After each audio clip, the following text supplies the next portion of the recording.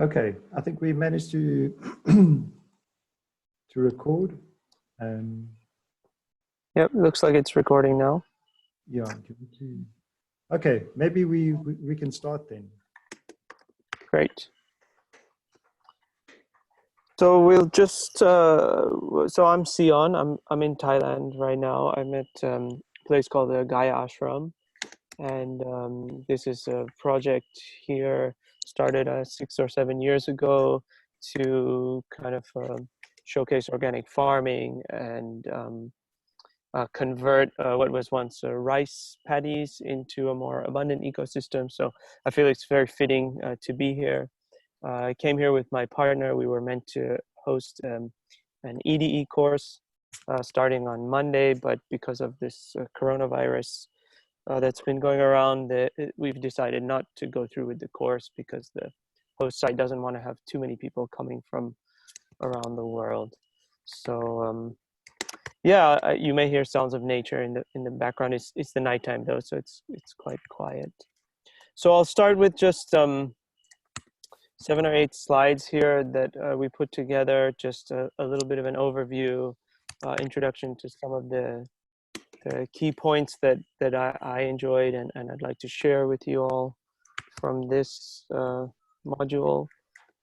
And then we can get into some questions or discussions. So just to start, I mean, food, local food, healthy food, it's organic food. It's one of the easiest and best entry points into building community. And one of the topics that I think most people easily connect with and resonate with when we start to talk about sustainability, permaculture, eco-village design. It really invites us to think about our personal health as well as planetary health, economy, ecology, and especially our relationship with the land. And I think from an ecological perspective, the hands-on aspect of working with the soil, working with the plants, harvesting, cooking, eating, all of this is about building community. So one of the things that we're trying to influence here and we're always working on in this movement is about designing resilient, productive and regenerative systems. So we just look a little bit into that and talk about some of the concepts around the rationale for healthy and organic soils and how we work with the soils, regenerative agriculture versus monoculture, and what are the benefits of local food systems. So I just put the small quote from Vandana Shiva, who's been a strong voice and advocate for this kind of biodiverse agriculture, as well as speaking out very highly against the green revolution from the global south. She's from India.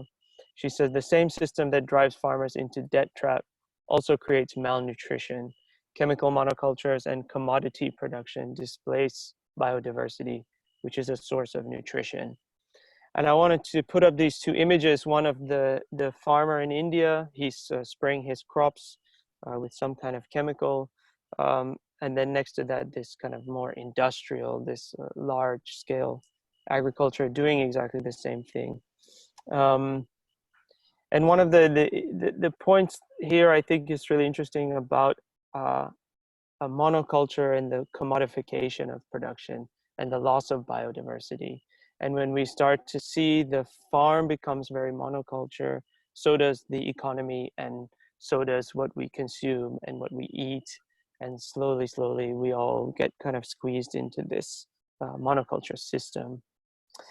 What's interesting here for me is also the scale at which this is happening. It happens across the world with small scale farmers, smallholders on 1 acre or less, and then it happens on these huge monoculture farm estates, hundreds of hectares.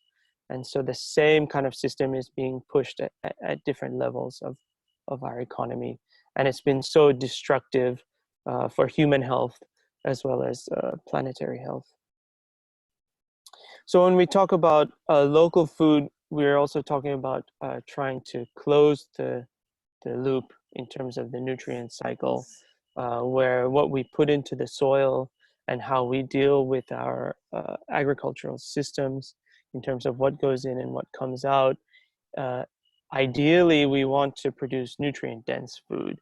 That's food that will feed us, sustain us, make us feel very strong, very fit, very healthy. So one of the things that we talk about in organic agriculture is feed the soil and not the plant. Something from this module is talking a lot about soil biodiversity, and how when we feed the soil, the richness and the aliveness of the soil is feeding the plant, and that becomes healthy. And then in turn, the plants and the soil and all the microorganisms and the organisms above and below the soil are feeding into a healthy system. In the same way, when we look at our own selves, when we have a healthy gut flora, we're made up of millions and millions of bacteria.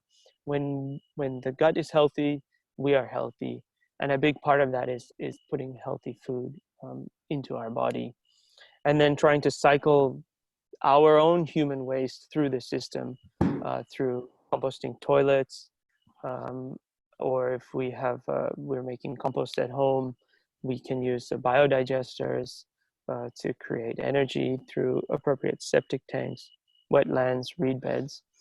All these ways are ways that we can cycle nutrients through the system again and again, building healthy soil. And we look at healthy soil as kind of the foundation for all life.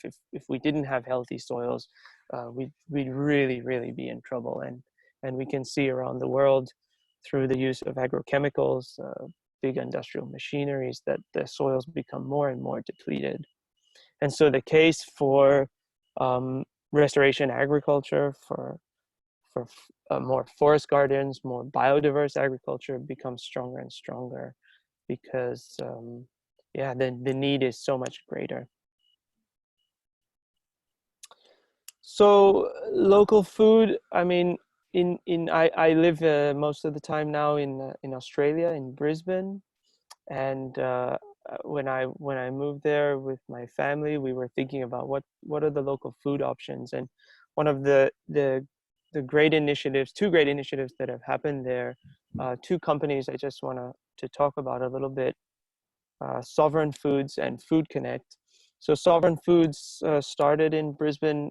They recognize that we grow a lot of food in Australia, especially grain crops and even rice, and most of that food is being exported. And then as a nation, we're also importing a lot of the same types of foods. And so what this social enterprise is trying to address is how can we source our foods locally and consume them locally and contribute to our local economy. And then addressing many ecological factors, so like buying only from organic or regenerative farms, as well as supplying only in bulk. So they don't have a shop front and they don't package foods. And we can go to the local markets and buy in bulk from them. And then through another network of Food Connect, which is kind of a CSA program, the Community Supported Agriculture, who's supplying food boxes weekly to customers around the city. And they source from over 150 farmers who are practicing regenerative agriculture and maybe certified organic or maybe not. And they provide many different types of food box. And so together, these two companies also kind of spearheaded an initiative to create food co-ops. And so we're me and my family, part of a food co-op, which takes place at someone's home every week. And the co-op orders enough food for the members. And we come there and we do our kind of weekly shop. And it also becomes a kind of social event where we get to meet other people who are interested in these topics, where we get to really consume seasonally local foods with zero packaging, a kind of zero waste concept. So I don't know if this exists in other parts of the world. When I lived in the US, we had food co-ops that looked very different. They were more like shops that were community owned.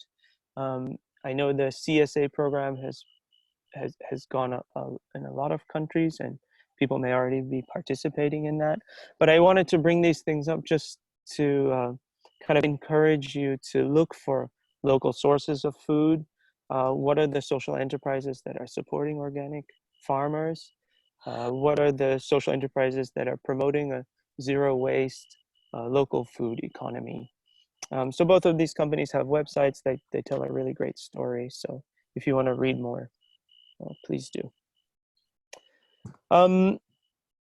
Sustainable food is when we talk about this, we want to look at the ecological aspect. It's ecologically responsible, which means that farmers, big or small, are taking care of soil, building soil, keeping soils healthy.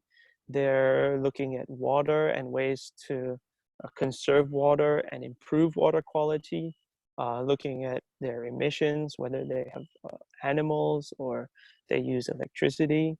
Looking at how the animals and plants interact with the ecosystem to make sure that they're not putting too much stress, as well as looking at how we can maintain biodiversity and take care of ecosystems. And then another huge part of this is the social aspect of things. Our farmers taking care of their people, their workers, by being able to provide living wages, viable incomes, offering support with education, with healthcare, making sure that the environment in which they work is not toxic. Like the picture I showed of the farmer in India who's spraying, if you would notice, he's not wearing a mask, not wearing goggles, he's not wearing gloves, no protective gear. When I lived in Sri Lanka, we worked on a forest garden project, and in our village, all the farmers looked like that. They would go out into the field without any protective gear and spray the crops. They would wash their the tanks, the spray tanks, in the local stream, which would feed the rivers, which would go down and down and down to the ocean. So there's the ecological side, but there's also the social side. How are people exposed or being taken care of? What risk are they at? And then, of course, we have lots of systems now that are certifying fair trade and organic, so that the products that are coming from different parts of the world, we can ensure that people are being paid living wages. But then we also want to think very much about local food. So eating seasonally, eating what's grown within a small radius of where we live. I know it's really tough because culturally we've become accustomed to kind of eating from the supermarket, and what's been given to us isn't always local and it isn't always sustainable. And so part of this is also asking ourselves in what places can we as individuals contribute to this by making changes in our own diet, in our ways that we consume. I'm also a small scale producer, and I sell my products at local farmers markets. And I love to go there and because it's a wonderful opportunity to interact with people as well. So having that face-to-face connection, being able to tell the story of what I produce, and meeting farmers who share their story about how they're taking care of their land and taking care of their animals. This becomes a really important social point as well. And then, of course, healthy food, as I said, like what we eat, how healthy am I is a reflection of how healthy is my planet. And then, of course, like the less distance our food travels, the less packaged it is, the less processed it is, the less waste we can generate as consumers, as eaters, where I assume we're all eaters. So this is just a nice little snapshot of that.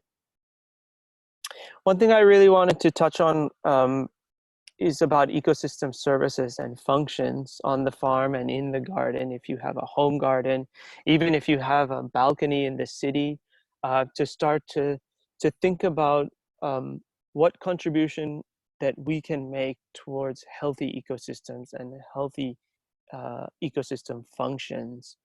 Because regenerative organic agriculture is marked by tendencies towards closed nutrient loops, greater diversity in the biological community, fewer annuals, more perennials, and greater reliance on internal rather than external resources. And the way that I read this and my understanding is that the more we can do regenerative work in our agriculture, the more that we can contribute to healthy ecosystems and really support healthy ecosystem services and functions for all of us. And I think a key one here, touching on what the quote I shared of Vandana Shiva, is about biodiversity. And what we know is that when the ecological system is more biodiverse, it's stronger, it becomes more resilient. It also provides for much more nutrition. We get healthier and cleaner water, better food. We get much more around these kind of regulating services like carbon, oxygen, and so on and so forth. So I think even like if we're in the city and if we have a small space, we can still contribute to this. And I think this is really important part of the local food movement as well. What can you do in your own space, whether even you just grow your own mint or your own tomatoes, just a couple, it can contribute to your connection with your food, with your plants, with creating some space for the pollinators to come, butterflies to enjoy, the bees. And then being a place also to share with your neighbors, to be able to create that cultural space. One thing in the West that we really enjoy in a lot of places is community gardens. And if you don't have space in your own backyard, to find a plot in a community garden and be part of a community of others that who want to grow and produce in this way. So yeah, just a few shots here for inspiration, from the rooftop to the community to the balcony. Everything is possible. And then kind of just to summarize here, the sustainable food system. So laying the foundations of farmers. We want to encourage farmers to adopt regenerative forms of agriculture by taking care of their ecosystems, by contributing to growing healthy soils. And as if we're not farmers or we're not producers ourselves, the best way to do this is through supporting local agriculture, through community supported agriculture systems. Like I mentioned, Food Connect, to go to farmers markets, to connect with your farmers, to join with the community gardens. Something that's come up because of all of this is the organic certifications. So IFOAM was mentioned in the readings, the International Federation of Organic Agriculture Movements, which is the umbrella body for supporting organic agriculture movement. Demeter, which is supporting certification of biodynamics, the fair trade certification, the slow food movement, and then the PGS, which is the participatory guarantee system. And PGS to me also signifies a real shift in this, where the community can own and operate a certification scheme so that we can guarantee to consumers that the products coming out of farms are actually organic. And it creates an opportunity that farmers who are small scale, who may not be able to afford third-party organic certification, have the opportunity to be recognized for their contribution in this movement. And then I heard Ezio talking about this refractometer measuring the Brix units, which indicates how healthy the plant is. And then the higher the Brix unit, the better the vitality, and then the healthier the food is. So the question posed is, so how interesting would it be if we paid for food on that scale rather than based on weight? And then thinking on the right-hand side, thinking about local food. So biodistricts are positive territories with a positive energy, where the organic agriculture becomes a model of integrated territorial development. participated, sustainable and fair for present, and better for the future for everybody. So this becomes interesting that like on a bioregional scale, we can begin to network with organic farmers, with CSAs, farmers markets, agritourism, slow food, fresh produce, lots of different opportunities to make connections. And I think this is really where the strength of our movement is, in being able to make connections and build networks and share knowledge, share resources across different avenues. So I think that's all I wanted to share for now. So I'll turn this slideshow off and come back to the chat room if I can. And I'll just open it up. I see some others have joined, which is great. If anyone has questions or comments based on what I shared, or the readings, or anything. Hello everyone. Hi. Hi. I have just like a little question about the concept that, you know, like everyone should build a little veggie garden or do something like locally, you know, which is like something's pretty cool to do. However, now like I'm like in the situation where where I think like it's not actually the best things to say to many people, because like for example, I just give an example to make you may understand what I'm talking about. From the perspective of someone like me, they just like started to have a look at permaculture since September, and actually is trying to figure out, you know, like what I can do, you know, like in terms of help, you know, the world of sustainability. I personally think like, and I see there are like two sides. One side, these are the people that are active building alternative agriculture, and another part of the world that doesn't have any idea about it and is comfortable to take their car and go to the supermarket and buy food, whatever the food come from. So my thing is about, if some people see everyone that we're starting to like, you know, have a little garden and try maybe like to find this piece of land, well, try and start building something. I feel that in some part of the world, like for example, Southern Italy, it really won't change like, or give like an F, like it won't really change stuff, because the local community, the government, and everything around like really is not really doing anything special. And people are, I think that, yeah, we should be interested to build something to like a little veggie garden. But from other side, I don't see in some part of the world, as I said, like Italy, like something that actually is changing things and try to, you know, work more together. Or like, for example, how can I say, like a community place where we can talk about sustainability, or you know, like even, for example, how make people change the type of agriculture or things like that. So I'm not sure like that actually suggests that, you know, like many people said, you know, like you keep going, you do what you have to do. But from the other side, I see that many, I mean, like the majority of people that I know, they don't know what is sustainability. For them is like bio, you know, like bio district or things like that. But it's something that is not real. It's just a small percentage of people. So I got confused when, you know, like I'm going out looking for people, and, you know, or someone that actually they can support the idea or alternative way to think. And in some places, unless I don't know, I'm going to, I don't know, Portugal, or I don't know, other places, I don't know, like Germany. But I feel like actually that is not possible for people to really make a change.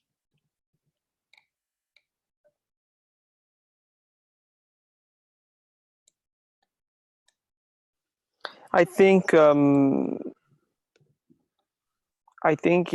it's challenging for many people, for sure. And I think that one of the things that we have to recognize about our movement is that this is in process. You know, we can't expect to jump from A to Z in one go. And I think that it's important, if you're struggling to find a community to share this with, to find the places and the points that are really meaningful to you, and try to link with others around that. And I think one of the key points here, and something that's interesting about this topic around local food, is that food is something that resonates with so many people and is an entry point to sustainability for many. I know for me personally, it was like that. When I start to look at food systems, I start to get into permaculture, I start to visit community gardens, I start to understand what really is agriculture and how things are cultivated. Uh, in a time when I didn't know much about sustainability, I think I was like that, going to the supermarket and just buying food that was presented to me. I'm not sure if I answer your question, Ciro, but Yeah, like can I give an example? Maybe I could fill in some of the stuff that So I'm actually in Europe, right? So one of the big problems that we have in Europe with making this transition is the subsidy system called the Common Agricultural Policy, which was put into force by the European Commission in the early 60s, and it was preceded in Britain by an agricultural subsidy system in 1947. And basically, this subsidy pays farmers to do everything that is destructive. You know, it pays them on the basis of the amount of land which is in production for a high productivity land, so yield, which means that farmers take out of their land all of those features which might make it biodiverse, therefore make it possible to do small-scale agroecology, agroforestry, all of those things that would have biological pest control, all of the organic farming, basically, because organic farmers don't get subsidies.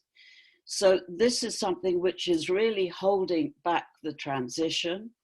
It means that a lot of small-scale farmers have gone out of business and have moved to the big cities, which means that the countryside is now underpopulated, and that most of the farms are actually quite large, because, you know, that's how they get the subsidies, by getting bigger and bigger.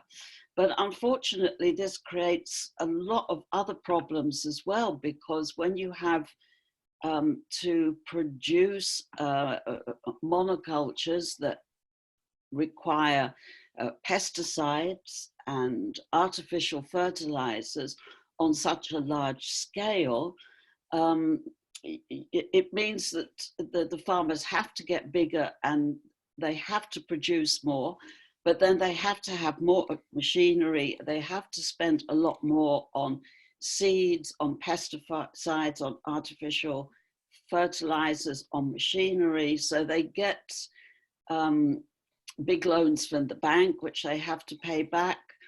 And then the retail distribution system, which is the supermarkets, of course, most of the time they are actually buying the produce from the farmers in advance, and they are determining the prices. So they are forcing down the prices. They're actually telling farmers now what to plant. So farmers aren't independent in the sense that they can decide what they plant, what they grow, what they do. And this entire system, the farmers are going bankrupt. They're not getting as much money for their produce, but they can't get out of the system because they need the subsidies to pay off their loans to the bank. So we have this terrible system in Europe, which so many people have been combating for decades now. And there are so many platforms. There are so many platforms with farmers that are now grouping together to try to bring some movement into this and try to change it. And so there are a lot of positive moves in the right direction, in some countries better than others. I think, for example, Italy is now starting to get its act together and has lots of associations of farmers that are supporting each other and finding alternatives. It's becoming much more difficult in Northern Europe, but we do have a lot of platforms, and there are also associations and people putting pressure on the EU to try to change the subsidy so that we can fund the right type of agriculture. But I think this answers the question that, you know, why is this not happening, and why is it not happening quickly enough? And it's a whole historical, bureaucratic, financial mess, basically. Yeah, but you know, my question is like the hot compost, right? Just to give an example, this is the hot compost is a sort of accelerator to get organic material. Okay, I'm new in this stuff, so I'm just like got really impressed from the hot compost, and so I learned, I did it. Okay, and from one side, what like the association they're doing, and you know, like the let's say like the discussion with EU to change the way to do agriculture is a necessary path, let's say, to change stuff. From other side though, there are normal like people, or like people from other field like me. They come from a totally different world. Okay, I'm an engineer. I come from like a place that is different, and I'm just like transitioning. Okay, and I can see that whole things that are all people are doing right now, like little farm or people that are doing like gardening in their backyard, are really important and necessary. But as a biodiversity, as like in the nature, even as human, I feel that I come from a different part of the ecosystem as human and as my capability, okay? And I'm trying to get in and try to say, okay, what I can do, you know, biodiversity is important. And from the, let's say, social business, let's say I would like to set up a social business. And I think like as a part of biodiversity, maybe what I wanted to do can help accelerate to get what we would like to be, you know, like in a place where we care about sustainability, resilience, and, you know, all the things that United Nations try to share around the world. But when I go out, I feel that like my idea, they could be, for my knowledge, a sort of hot compost of the acceleration of sustainability. There are no places where I can do that. So there is not one place like system that accelerate people with maybe like social entrepreneur. They can go there and do that. So that's why actually I did the course. Like I joined Gaia Education because I say, okay, let's have a look if I can find links to see if I can share my idea, or maybe find people that can understand what I'm talking about to make maybe, you know, starting from my region, something new. But I feel that the only way, I mean, like the information are cool, and I would like to start tomorrow, buy a piece of land and start doing everything. But I would feel that it's a bit like buy a land and do like sustainable things is a sort of a bit not selfish, but, you know, like focus on my little piece of land rather than say, maybe I got an idea with technology is like hot like compost that I can share with the world and make everything like a bit like not faster, but facilitate the way the transition to a more sustainable agriculture. And I feel that out there in some places, maybe in other places there are, but where I come from is a desert. So I'm just asking, I don't know, maybe the information, Jacqueline, that you give me are really cool, and I would like to have more information. The things is like, if anyone knows, if actually in places like South Italy, there are people or business that are working for social that where actually, you know, they can support alternative idea or projects, they can actually help this transition. Are you talking about a transition with agriculture or a transition in general? I talk about like my idea, for example. I got the idea and I'm trying to talk to every people like that I know. I'm still on the way, you know, like, but I'm talking about everything. Agriculture is one part, food is one part. So I can start with food and agriculture, but you know, like now, like as person, okay, I don't have power to go to anyone because like I'm not, you know, like I have to be someone first bring my idea. And when I bring my idea, people they ask me, how much money you bring? You know, like the idea, they measure your idea only with one form of capital, that is money. So it's a sort of like there is not in place the community or the platform to make people.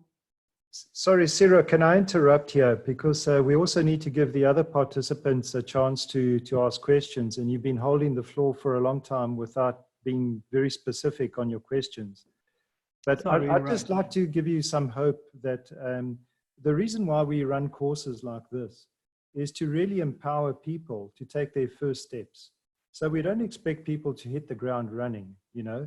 And one famous quote that comes out of our permaculture teachings is that it's from Abraham Lincoln. And he says, if he had 4 hours to cut a tree down, he'd spend the first 3 hours sharpening the blade. That gives you an idea of the type of thinking and foraging for information that you need to do, your background research before you thrust forward. And I've just relocated to Italy from South Africa. And I can see a growing movement in Italy. I'm not despondent at all. I see it flourishing everywhere as people are starting to wake up. And Gaia Education is there to teach and empower change makers so that you can go out there and speak with confidence. You know, for example, if you look at the knowledge cycle, when you start off on a new subject, in fact, even before, you don't know what you don't know. Think about that. You don't know what you don't know. Your next step then is you know now what you don't know. So you're starting to learn and feel about a new subject. So reflect again. Now you know what you don't know. So now you go upon that learning journey and you find out more about what you don't know. So this is the learning cycle. And then you come across another spot in your life that brings you back to the beginning. You don't know what you don't know. And then you embark upon this cyclical journey all along. So it's a process. So don't get disillusioned that there's nothing happening around you. You just have to look for it and see the small little miracles, and you'll be so surprised, and it will re-energize you to keep on going. Thank you, guys. Yes, France is also doing extremely well in the way that Italy is as well. France has a huge number of community-supported agriculture projects. It also has a lot of what they call les ruches qui disent oui, which basically means the beehives that say yes. But they are direct associations between consumers and producers locally. So they are all over the country, and there is a central organization with a website that you can get on to find your local ruche and to join it and everything. There are also websites for the community supported agriculture, so you can find them and join, which is, you know, really a massively wonderful move in the right direction. There's also increasingly training for agroecology in France, which is provided by governmental organizations or partly funded by that.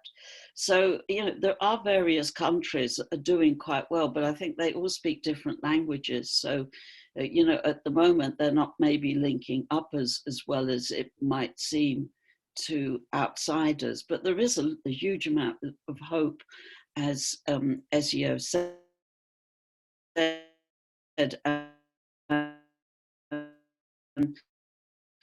in terms of community support is Rouge, the beehives. I mean, entrepreneurs can also set them up and make a small income from them as well. So it's developing into local economies, etc. So yeah, I think this is really the way forward. And there is also there's a website for the International Community Supported Agriculture Association that passes information around internationally. It's called urgency.org or .net, I think. But yeah, I mean, if this is the type of thing that you really want to get involved in because you can't grow your own food, but you want to source it, you know, ethically and organically, and something that supports biodiversity, which is so close that you know, there's transparency and accountability. You can actually see that these farmers are doing the right thing. Then I really think that that is the way to go. Could I say something here? Sorry, I can't find the hands up signal, but my sense is that people haven't yet begun to feel the crunch, and that as that begins to bite, so more and more people will be looking for the very things that we're studying now. That was all I wanted to add. Oh. Thank you. Hi, it's David Miller. Can people hear me? I'm not sure. Yeah, please go ahead, David.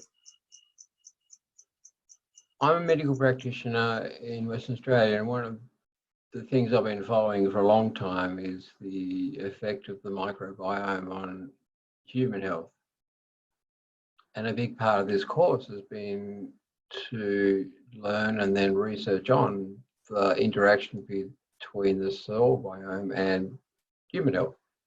We know that the level of autoimmune disease is escalating, the number of gastrointestinal disease is escalating in humans, and we're beginning to understand more and more that our microbiome has a huge effect on depression, anxiety, etc. My own thing is, it would be wonderful to see more research into the interrelationship of the two to both improve human health, but also, as importantly, to look at how we can improve soil health with a better interaction. And that's not really been discussed very much, is what I can see. There's quite a lot of science out there.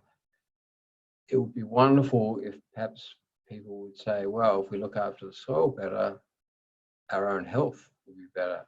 When we push towards why we should look more towards regenerative agriculture. I'll be interested to hear the panel's thoughts on that. I agree with you, absolutely, David. Thank you for bringing that up, because a few years ago I discovered microbiology, and since then I've become an addict of microbiology, and I'm utterly fascinated by what is going on in the living soil. And there is quite a lot of really good information out there about the links between how the microbiome in humans is linked to the microbiome in the soil, of course, through plants. And what I can do, rather than just discussing it here, is to post my Padlet with all sorts of articles and talks on this subject. It's called Microbes Rule the World, into the forum, and you can have a look and see if there's anything there that interests you. But if you want to carry on this conversation in the forum, I'm really, really delighted to carry it on. Thank you.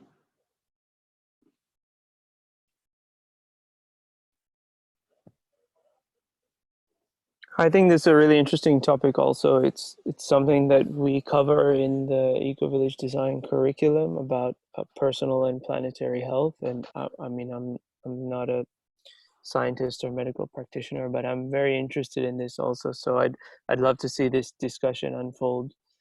Jacqueline and David, also please share whatever you can would like to share with the group. I think it's fascinating. If I can add something to this, we've got under the Sustainable Food Systems chapter, that subsection on nutrient-rich plant crops. I think it's 5.4. But this is where we introduce the refractometer. And one of the pioneers who's been working with this in the fruit and vegetable market there in Brisbane is Graham Sate. So there's a short little YouTube clip on Graham Sate, but look him up because his career, he started off as a nutritionist. And then he realized he can't heal people anymore because they're growing the wrong stuff. So he became an agronomist. He started teaching farmers how to farm and how to improve their soils. So he goes around the world explaining this. He was at Findorn just the end of November for a 2-day workshop, but he goes all over the world.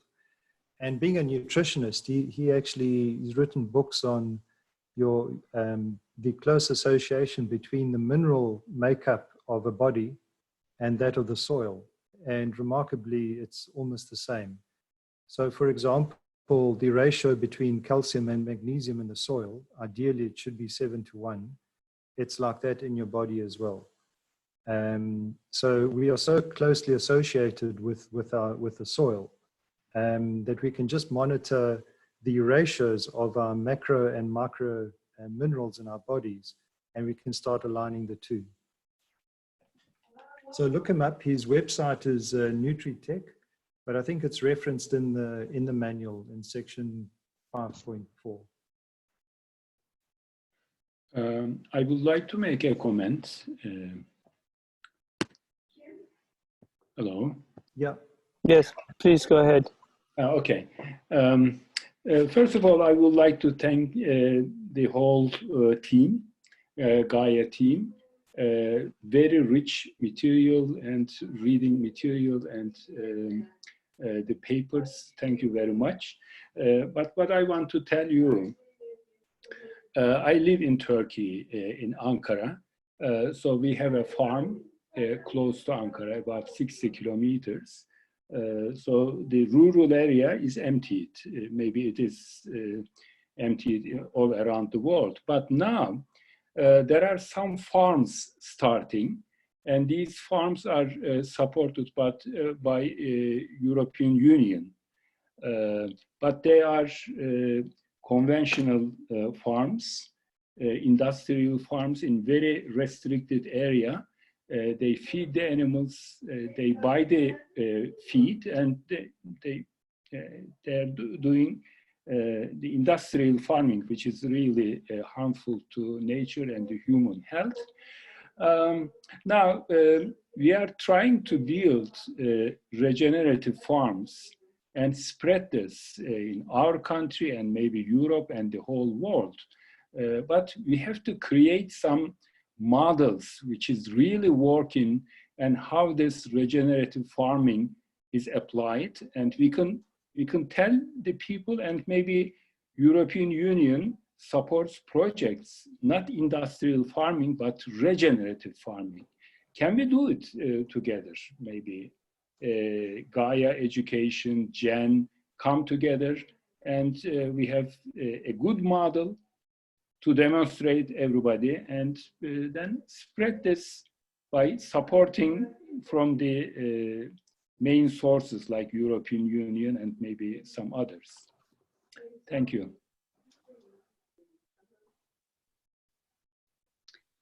That is, I've been involved with the campaigns to change the Common Agricultural Policy for a very long time. So I will give a quick answer to that, which is it's extremely difficult because the lobby groups for the big agribusinesses in Brussels are extremely powerful.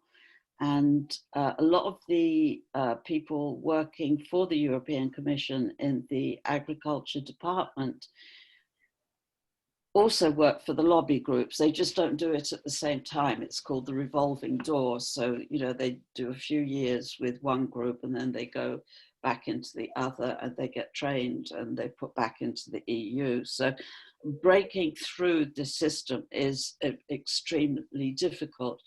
So the EU does have funding. So for example, they have the European Social Fund, and they have funds for rural development and this sort of thing. It's very difficult to actually find the right funds that will pay out for something like regenerative agriculture. I do know that through the Erasmus Plus scheme, there is some sort of subsidy for young people to go to organic farms to learn. But it's all very fragmented. And at the moment, everything is so institutionalized, it's very difficult to find your way into exactly the right pot of funding to get something like that off the ground, given the fact that everything about agriculture just goes into this one common agricultural policy. So, I mean, there are some extremely good examples of regenerative agriculture, and there are some associations like the European Agroecology Association and the European Agroforestry Association. They do go to the European Commission and the European Parliament, and they give talks trying to persuade people there to fund things and to make changes. But for the most part, as far as I know, it's usually national governments that fund any projects to create models or transformation at all. So I suppose that was a long way of saying no. Yes. But yeah, keep on at it. I mean, this is just it. We've got to keep on at it, and we've got to network with each other so that we really know that we can go to the European Union as a mass of people, all of these different platforms of farmers and consumers and educators and everybody getting together and talking about how we go to Brussels and we tell them, change. We want regenerative agriculture. You know, we've got to keep this network going and talk to each other across national boundaries. If I may comment as well, I sense and my experience in a very different context in Sri Lanka was around the fact that when we try to build a movement around organic and regenerative agriculture, what we discovered was no matter how many farmers we trained, how many projects we initiated with EU funding and US government funding and Australian government funding to set up organic farming co-ops, post-production, post-harvest production facilities, the whole thing was set up. And the piece that was really missing was the market. And when the market and the economy didn't support the kind of production models that we wanted to see, it wasn't taken up at any scale by anyone really. The farmers became disinterested because nobody was interested in buying their organic products, their special niche processed products. Nobody in the marketplace was aware or trusting of the fact that they were organic farmers, and so the whole thing wasn't supportive. And so I bring that up, and I want to comment that I think if the ecological system doesn't come in line with the economic system, it may not work. So we have to work at it from both angles. Yes, and I think that one thing that I see particularly in France is that you have to really start with these community-supported agriculture projects. So, you know, getting people together who live in cities, who want to have direct contacts with producers of, you know, good, healthy food, who are willing to put a little bit of money up front. All of this, the Rouge, they organize activities, they get together, they spread the word. I mean, that is the way that you actually build a consumer base for these type of products. So I don't think you can jump over that level. And one of the things I notice in France, which helps enormously, is, you know, having some celebrities that support it. In France, you have this man called Pierre Rabhi, who is the French equivalent of Wendell Berry in America. He's a farmer philosopher who has a huge organization around him now supporting agroecology, but also simple living. And he's written about 15 books about simple happiness or agroecology. He works with the government and he's gone off into other countries to teach agroecology. He's in his 70s now. People have tried to persuade him even to stand for president, you know. He has this movement called the Hummingbirds, and in cities, thousands of people are joining the Hummingbirds and they queue up to listen to him speak when he comes to town, you know. So this is something which has an enormously positive effect on all transformations. So, you know, if you have got somebody out there who is within this framework of the, you know, the philosopher farmer who is talking not just about the farming, but the transition of a whole society, I would really say support him, you know, or her, because it's very important about getting getting this implemented across the population, consumers and everything. One of the other things which I mentioned in my little slideshow was about the PGS, the Participatory Guarantee System, which I really want to stress as something that's so empowering for both producers and consumers across the spectrum, because it provides a platform where we all decide what it means to qualify as an organic farmer or as someone who's taking care of soil and ecology, and it allows the opportunity for people like us who may not be engaged in the actual production of growing of food to go out to farms and to meet farmers personally and be involved in that process. It's just creating these multiple links and creating a community and a network around the topic that's really important. So I'll post in the discussion tomorrow the information that we created in Sri Lanka around PGS, which is open source, and PGS has been in many, many countries and communities.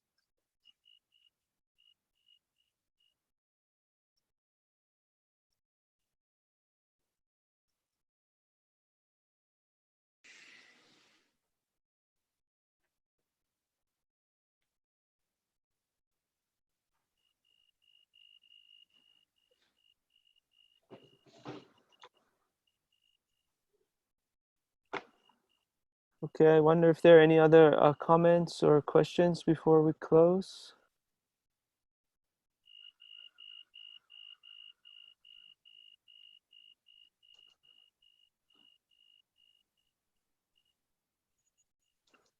Hi, hello, Sign. Yeah, Ezio. Okay. I was just going to mention the video, The Power of Community, How Cuba Survived Peak Oil, and touching on a question that Keith probed there. What will make people turn towards and en masse towards organics and regenerative agriculture? And something that the Cuban folk experienced was what we call the Vesuvian effect. You know, for many years, the fishermen fishing off the coastline of Vesuvius were warned, you know, this volcano is going to pop one day. But the townsfolk never moved away. But the fishermen one day came back and it was gone. And they had to start from scratch. And this is what's called a Vesuvian experience, where things change overnight, literally.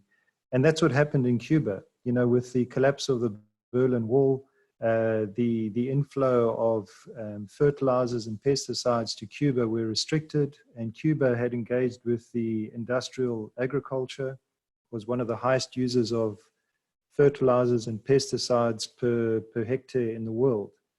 And overnight they had to change. But they went through a very, very horrible lean period called the special period of 5 years, where the average Cuban lost 20 odd pounds in weight. So in desperation to grow food, they started hacking into the landscape. And by default, it was organic. It just had to be. And, 20 years later, or almost 30 years later now, Cuba is rated number one in the sustainability index. And they're pretty much food secure. And what else have they done? They've created a bi-regional island basis organic super farm, perhaps one of the first larger scale islands in the world that's achieved this. So maybe humanity does have to go through a bit of a horrible period to actually wake up. But the more tools that we have, the more support we can give each other to pick ourselves up again. In Cuba, the institutional memory of organic farming and traditional agriculture was gone for many decades. If we can rekindle that, then our pain might not be as long, because I think it's coming. With fuel shortages, economic depression, we will have to have the same Vesuvian effect that Cuba went through.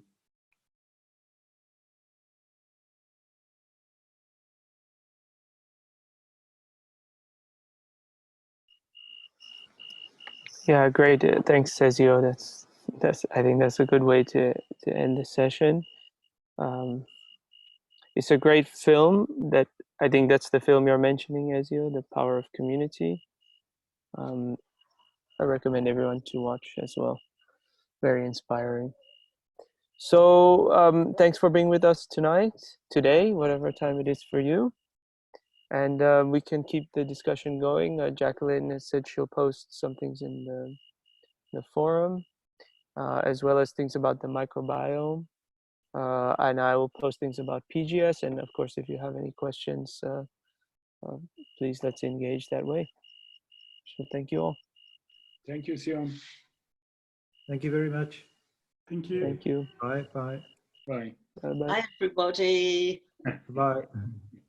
Thank you. Güzellik.